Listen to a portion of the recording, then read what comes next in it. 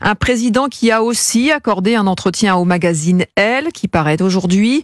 Mélanie Gomez, le chef de l'État a choisi de s'adresser aux femmes et il a dévoilé plusieurs mesures liées à la PMA et à la parentalité. Oui, dans cet entretien, Emmanuel Macron cible tout particulièrement les pères. Il regrette qu'on ait laissé ces dernières années des hommes s'exonérer de leur devoir de parentalité. Selon lui, serait même un problème au cœur de la crise que nous vivons. Il prend l'exemple des émeutes du mois de juillet dernier et rappelle que 90% des jeunes émeutiers étaient issus soit de l'aide sociale à l'enfance, soit de familles monoparentales, avec à leur tête majoritairement des femmes seules. Et donc, dans ce souci d'égalité homme-femme, le président lance l'idée d'instaurer non pas un droit, mais un devoir de visite et d'accompagnement des pères jusqu'à la majorité des enfants. Quand il y a un père, il faut qu'il exerce tous ses devoirs et que la maman puisse exiger des visites régulières. Elle doit pouvoir s'assurer que le père aussi, il est auprès de l'éducation nationale, dans les réunions parents-prof quand il faut, et qu'il est partie prenante de l'éducation de l'enfant. C'est un devoir d'être parent. Et c'est un devoir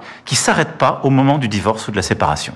Emmanuel Macron a également précisé son plan contre l'infertilité. Il veut qu'un bilan fertilité complet soit proposé à tous autour de l'âge de 20 ans. Ensuite, pour réduire les délais d'attente pour accéder à une PMA qui frôle actuellement les 2 ans, il veut ouvrir aux centres privés l'autoconservation des ovocytes aujourd'hui réservée aux hôpitaux publics. Et enfin, dans cet entretien au magazine féminin Elle, il a évoqué son rapport au mouvement MeToo, un mouvement qu'il faut accompagner du mieux possible, a-t-il dit, tout en laissant la justice faire son travail de façon apaisée. Mais il a également affirmé que sa priorité est et a toujours été la protection des victimes, glissant même que c'est le cas aussi dans l'affaire Depardieu qui sera jugée en octobre prochain. Merci Mélanie Gomez, chef du service Société d'Europe 1.